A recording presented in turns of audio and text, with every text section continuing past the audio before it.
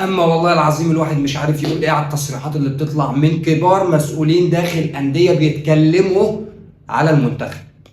في ايه هقول لك، بس قبل ما اقول لك السلام عليكم ورحمه الله وبركاته، ازيكم عاملين ايه؟ يا رب تكونوا كويسين وبخير، واهلا بيكم وحلقه جديده وكوره مع ديشه. في البدايه لو لسه ما اشتركتش في القناه انزل دلوقتي واشترك وفعل زر الجرس عشان يوصلك كل جديد، وما تنساش تعمل لايك، عايزين نوصل الفيديو ده لاكبر عدد ممكن من اللايكات. صلي على اشرف الخلق اجمعين عليه افضل الصلاه والسلام. بسم الله الرحمن الرحيم.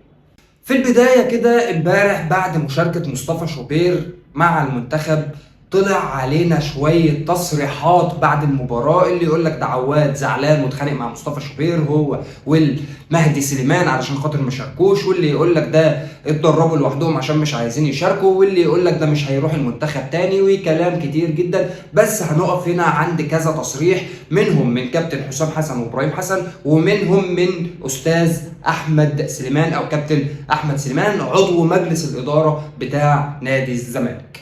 مشاركة مصطفى شوبير امبارح بشوفها من وجهة نظري ومن وجهة نظر ناس كتير ان الراجل محتاج المشاركة الدولية، لان امبارح كانت تعتبر اول مشاركة رسمية لمصطفى شوبير كدولي. بشوفها ان هي كانت حاجة مهمة. ليه؟ لان اللاعب داخل في جايزتين، وده اللاعب العربي الوحيد اللي داخل في جايزتين، مش هقول لك مصري بس، في اتحاد الكاف او الاتحاد الافريقي، وهي جايزه احسن حارس في القاره واحسن لاعب داخل القاره. طبعا احسن لاعب داخل القاره داخل فيها هو وحسين الشحات وزيزو من مصر، بجانب اللعيبه الثانيه. احسن حارس في قاره افريقيا داخل فيها مع اونانا ومع ويليامز ومع ناس كتير.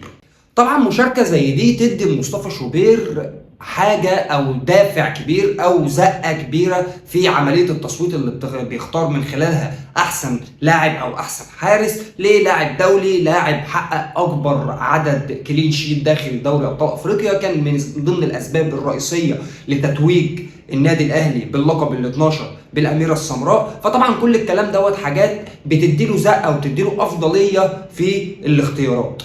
فانا بشوف ان كابتن حسام حسن امبارح لما شارك مصطفى شوبير هي دي يعني الاساسيات اللي هو من خلالها بدا ان هو يشرك مصطفى شوبير، خصوصا ان هو كان ماتش تحصيل حاصل، واصلا يا ريتنا ما لعبناه امبارح كان شكلنا زي الزفت، بس ما علينا. على الجانب الثاني بقى عواد، مش معنى ان مصطفى شوبير شارك يبقى هو افضل من عواد، والعكس صحيح، ان مصطفى شوبير لو قعد دكه لعواد يبقى محمد عواد احسن من مصطفى شوبير. انت بتتكلم محمد عواد حرفيا من احسن الحراس اللي موجودين في قاره افريقيا، مش هقول لك في مصر بس. ولكن امبارح مشاركه مصطفى شوبير انا بشوفها على النقطه اللي انا اتكلمت فيها، علشان يطلع تصريح يقول ان كابتن حسام حسن قال لو النتيجه بقت ايجابيه هشرك عواد. ده تصريح عبثي، ده تصريح غلط. انت كده هتكرر اللي انت عملته مع احمد حجازي من كام شهر لو تفتكر، ما النتيجه بقت 2-3 هي يلا ننزله. افهم من كده ان احنا لو كنا امبارح متعادلين 1-1 وجبنا جون اضافي، جون الثاني والجون الثالث، كنت شاركت عواد، يبقى انت كده بتشارك عواد اللي هو كنوع من انواع اللي هو يلا انزل شارك،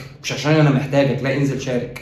لا، ده تصريح ما ينفعش، لان انت كده بتقلل من قيمه عواد الفنيه اللي انت هتوقفه، سواء هو او المهدي سليمان هتوقفهم لو النتيجه انت كده كده ضمنت الفوز، او كده كده ضمنت الثلاثه بونت بتوعك. ولكن انا بشوف انت ضمنت اللي اهم من ده كله، وهو الصعود رسمي. الصعود رسمي، فالصعود رسمي ده كنت انت اديت شوط لمصطفى شوبير، اديت شوط لعواد، عادي خالص مفيش اي مشكله. في لعيبه عندك كنت المفروض تجربها ما جربتهاش، وده برضو انا بشوف ان هو يعني مش مشكله قوي. ليه؟ لان انت عايز تعمل تجانس وترابط بين اللعيبه او العناصر الاساسيه اللي موجوده في المنتخب عشان الماتشات اللي بعد كده. ده تمام ماشي، مفيش منه اي ادنى مشكله خالص. ولكن التصريح دوت عليه علامات تعجب كتيره قوي. ليه؟ تقلل من قيمه اللاعب، علشان يطلع كابتن احمد سليمان في احدى القنوات التلفزيونيه في احدى البرامج يقول احنا بندرس، ما عدناش هنبعت لعيبه الزمالك للمنتخب. ايوه ليه حضرتك؟ يعني معلش انا اسف، ليه حضرتك؟ بعدين ده مش بمزاجك، ده مش بمزاجك. لو في اجنده دوليه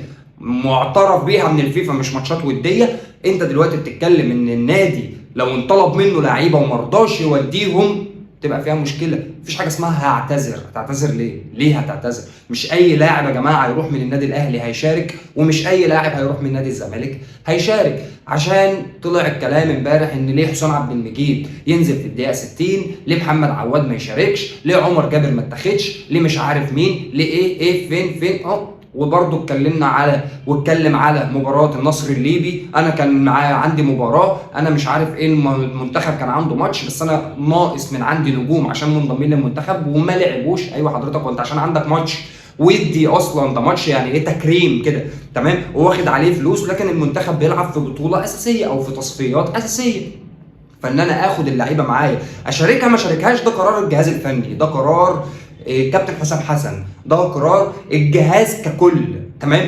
لكن انا دلوقتي عشان في ناس بتربط ما بين كابتن سعفان الصغير مع عواد، مشكله كانت حصلت او مشاكل كانت حصلت ايام ما كان في الاسماعيلي، فانا بيتهيألي يعني ان لو المشكله دي موجوده وبتاثر على الاختيارات دلوقتي ما كانش محمد عواد انضم للقايمه اصلا، وبجمله اللعيبه بقى، بجمله اللعيبه من جميع الانديه، اهلي وزمالك وبيراميدز وسموحه وكل اللعيبه المتالقه اللي ما بتاخدش المنتخب وعليها علامات استفهام كتير. بس ده مش موضوعنا. الموضوع دلوقتي ان كابتن احمد سليمان امبارح الضيف طالع بيتكلم او ناقد رياضي طالع يتكلم بيحرجه في اول الكلام.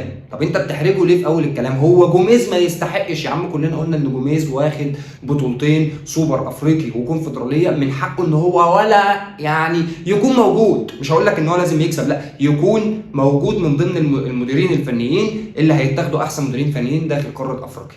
انا معاك، لكن مش معنى كده تقول ان في تحيز وفي مش عارف ايه وفي مجاملات وفي لا، ما ندخلش يا جماعه الانديه مع المنتخبات.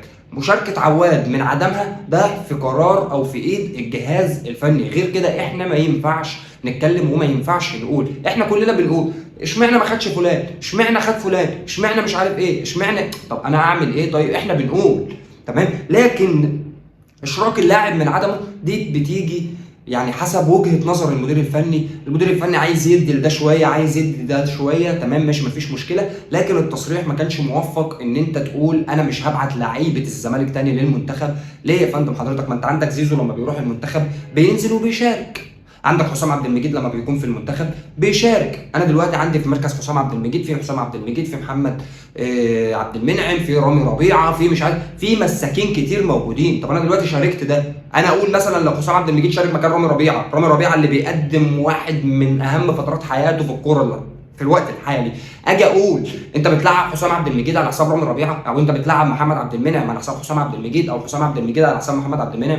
يا جماعه ما ينفعش كده. انا معاك امبارح هو احمد رمضان بيكهام وربيعه الاثنين، او محمد ربيعه بتاع سموحه، انا تمام معاك، هما الاثنين بيجربهم، ومع ذلك اشرك حسام عبد المجيد حوالي نص ساعه او تلت ساعه، لا نص ساعه، نزل في الدقيقه 60 تقريبا، فهيشاركوا نص ساعه. فالمدير الفني بيحاول يدور اللعيبه في الملعب.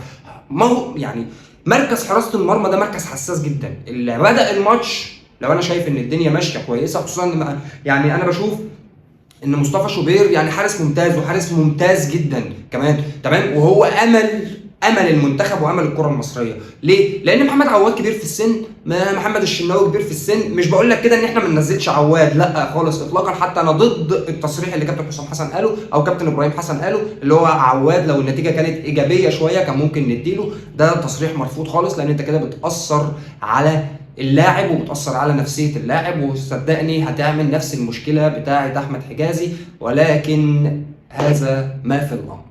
اخواتي وحبايبي، اتمنى من الله سبحانه وتعالى ان الحلقه تكون عجبتكم. لو عجبتك الحلقه، لو لسه ما اشتركتش في القناه، انزل دلوقتي واشترك وفعل زر الجرس عشان يوصلك كل جديد، ولو ما دوستش على زرار اللايك دوس عليه، فجروا نوصل الفيديو ده لاكبر عدد من اللايكات. اشوفكم تاني على خير، السلام عليكم.